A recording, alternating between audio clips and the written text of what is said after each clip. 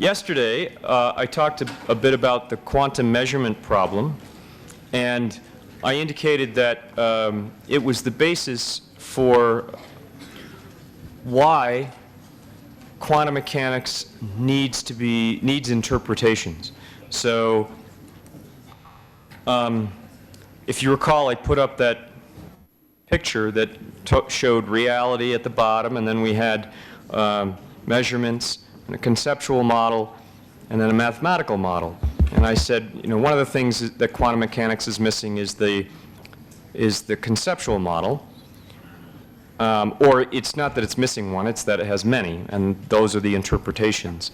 And one of the reasons we need the interpretations is because the border between what we think of as knowledge and what we think of as physical reality is a little fuzzy.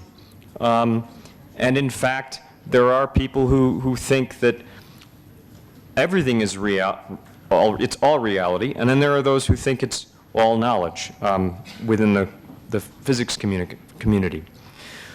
So, the big thing that I'm going to be talking about today then is how physicists, quantum physicists, have tried to solve this problem, the fact that this boundary is a little fuzzy. And so we call these interpretations of quantum mechanics, and I'm referring to them as categories. I hope that's reasonably translatable. And I want to make an emphasis that there are probably hundreds of these interpretations. I can't talk about all of them. I've lumped them into these categories, and I'm not even sure I got all the categories. But these are probably the most important ones or the most popular ones out there. So I gave them names. The names are my invention. There are no there's no set names for these. So they're mostly my invention. But I think most physicists would probably agree, and actually Howard looked over my slides, and Aria looked over my slides, and I think Anil did too. So I think everybody's sort of on the same page with the words I'm using. So the first category of interpretation I want to talk about is what I call the non-interpretation. I chose this word to describe this sort of category of interpretations because I wasn't sure that what we really call it would be translatable into Tibetan. What we really call it is shut up and calculate. And that's kind of a so this category of these interpretations of quantum mechanics view questions about the measurement problem as irrelevant. They basically just ignore it. Most of these people are the people who don't care. They just want to make stuff that works. So these are people who want to use quantum mechanics to build cell phones and make TVs better and whatever, and they don't really care about the deep philosophical questions. So they don't think it needs to be interpreted, or they don't even care. They just say, you know what, I'm not interested in that. I'm just going to ignore it. It works fine the way it is. I don't need to know anything about it.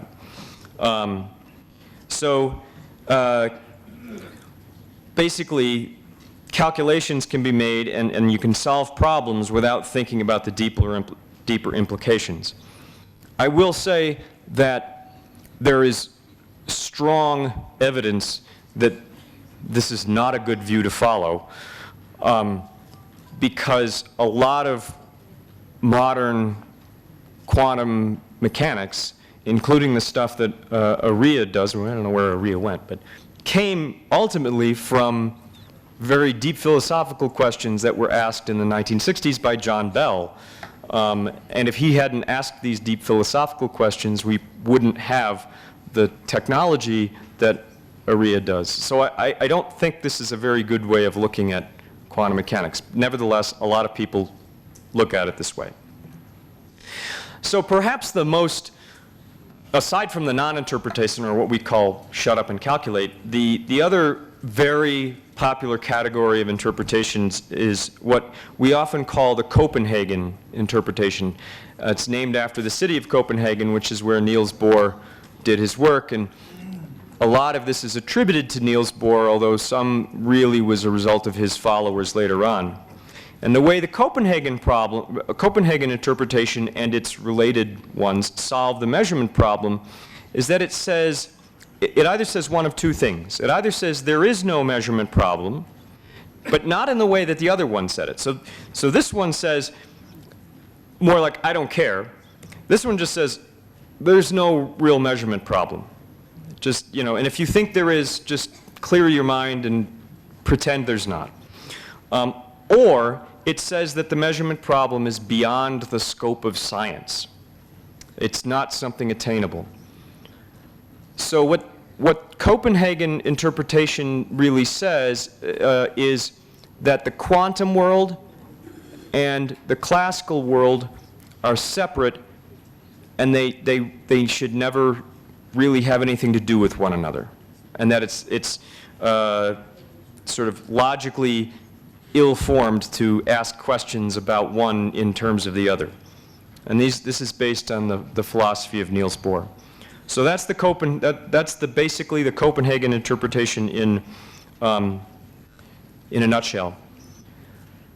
The other, perhaps I would say one of the more popular interpretations now is what's called the many worlds interpretation.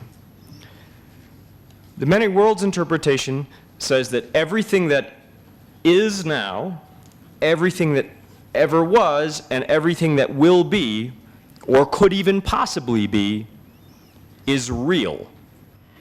And this includes the wave function. So we talked about the wave function a lot yesterday, and there's a lot of debate about what does the wave function mean. Is the wave function something real, or is it just some mathematical thing?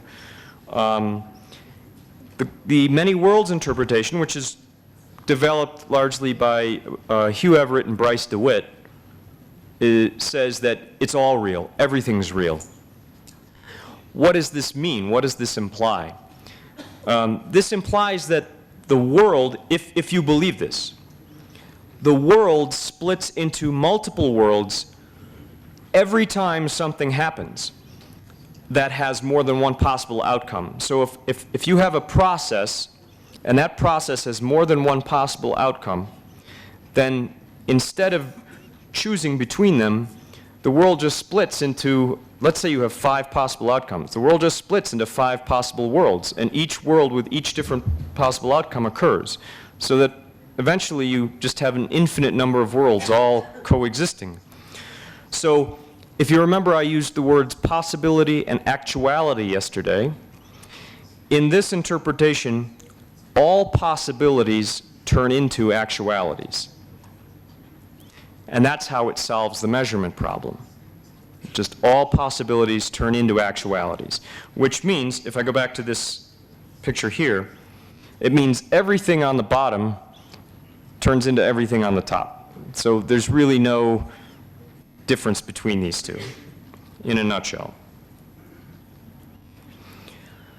So there's another class of theories called the pilot wave, or I'm calling them the pilot wave theories. There are lots of different names for them.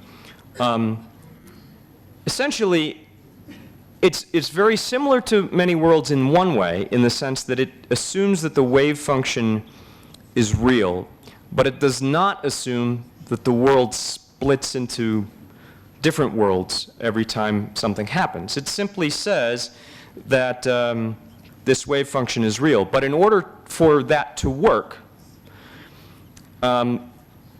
it has to be very specific about what parts of the theory refer to reality and which parts refer to knowledge, right? One of the problems with quantum theory is that it's not clear about which of its parts refer to knowledge and which parts refer to things that exist.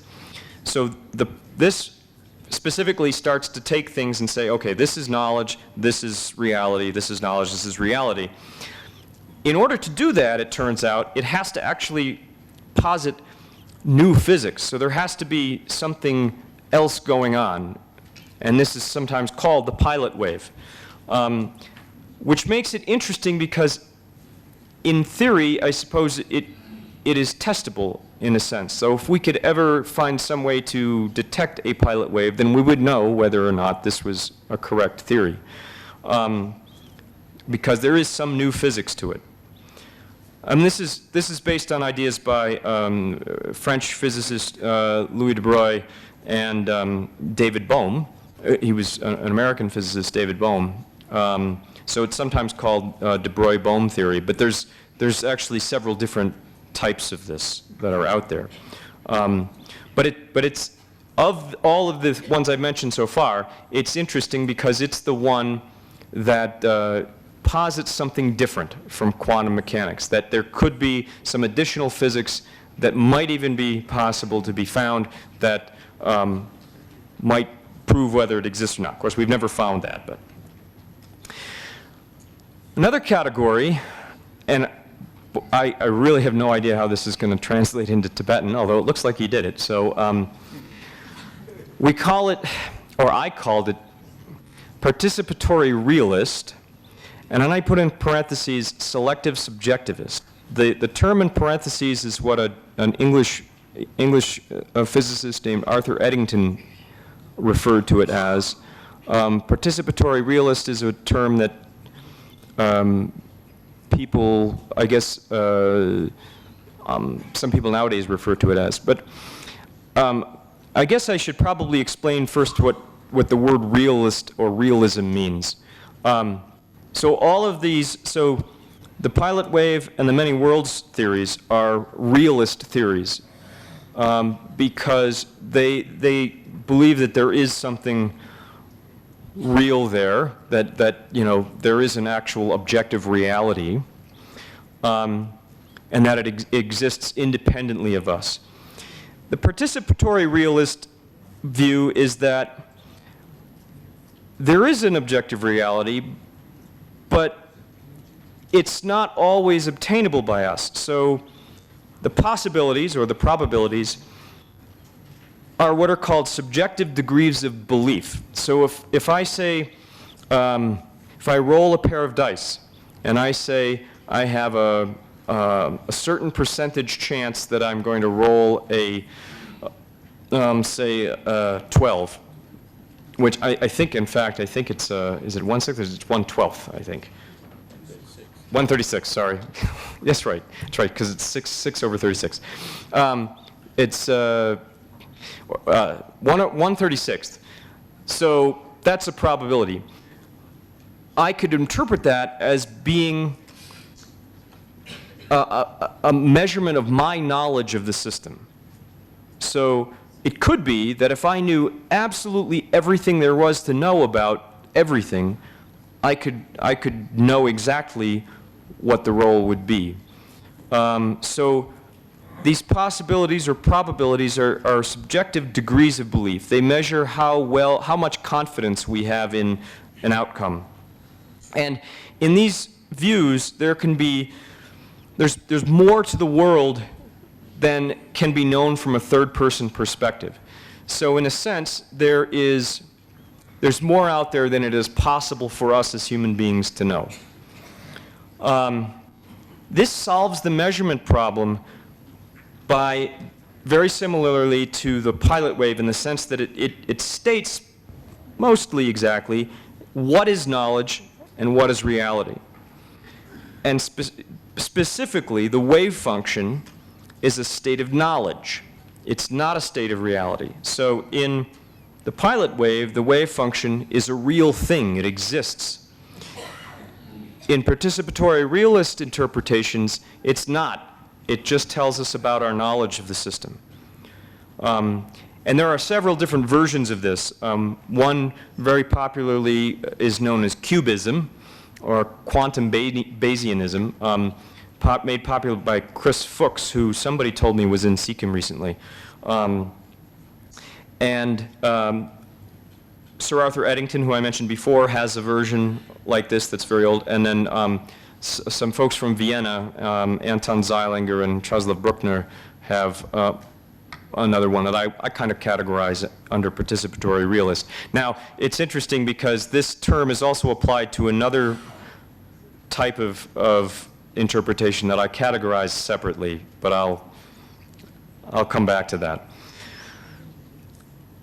Then there's the complete anti-realist view, and this is that everything that was, everything that is, and everything that will be or could possibly be is pure knowledge. Reality as we know it does not exist outside of our perception of it. Meaning, the moon isn't there if we don't look at it.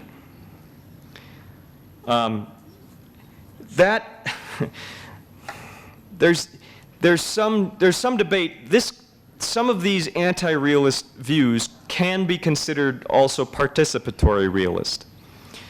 Let me give you an example. There's a famous physicist named John Wheeler who proposed that everything in the world, if you start boiling it down, instead of coming down to particles, everything in the world comes down to the answers to yes or no questions. So the entire world can be built from the answers to yes or no questions. And we call this, or Wheeler called it from bit, because answers to yes or no questions are binary. And so in information theory, a binary digit is a bit. So it from bit suggests that the whole world comes from these bits of information. So whether Wheeler's view really is anti-realist or not is up for debate, and unfortunately Wheeler passed away, oh God, I don't know, 10 years ago now, so we can't ask him, although I'm sure people did ask him before he died. But it's still up for debate whether this is anti-realist or participatory realist. I put it under anti-realist because I know people who adhere to this now who really do believe that there's no objective reality. They honestly believe this. I will also be honest and say I'm not sure I totally agree with that, but anyway, they honestly believe that there is no objective reality, that because none of us sees the moon right now, the moon doesn't exist. And people have argued this, to me specifically. So this is, one of the things you'll notice that this is exactly the opposite view of the many worlds view. So the many worlds view says that everything that is, everything that was, and everything that ever will be is real, and the anti-realist says everything that is, everything that was, and everything that will be is not real, it's knowledge. Now, I will make a point that I mentioned cubism under here. These guys are making a joke next to me about Chris Fuchs. Cubism has been accused of being anti-realist because, or I don't know if there's a Tibetan word for solipsistic, but it's a very subjective interpretation. And Chris himself really doesn't like to be called anti-realist. He prefers something like this. He thinks that there is a reality. He really does believe there is an objective reality. I think he claims that cubism only allows us, it's just that we can't attain it all. By contrast, there are people out there who really believe there is no objective reality. And in my personal opinion, I think Wheeler falls under that category. Again, these categories are artificial. I made them up for this talk. These debates are ongoing and probably will be ongoing for a very long time. Now, there's another one called collapse, which is the transition from possibility to actuality is spontaneous and random, and it doesn't require any mediation. So this solves the measurement problem by positing a slightly different kind of time evolution. It shifts the randomness from the measurement process to the time evolution process. And an example of this is the Girardi, Rimini, and Weber interpretation. Some of these things may be testable. Some of these collapse theories may be testable. And then there's one more category called consciousness mediated. And this assumes that the transition from possibility to actuality requires consciousness. This generally does not address the difference between knowledge and reality. Rather, it solves the measurement problem by just assuming that consciousness is the who or the what that does the measuring. So it doesn't really decide whether that's real or not necessarily, but consciousness is what causes you to go from possibility to actuality. And that's a little bit different than this one, where the going from possibility to actuality is spontaneous. And so that's it. I think I got it all.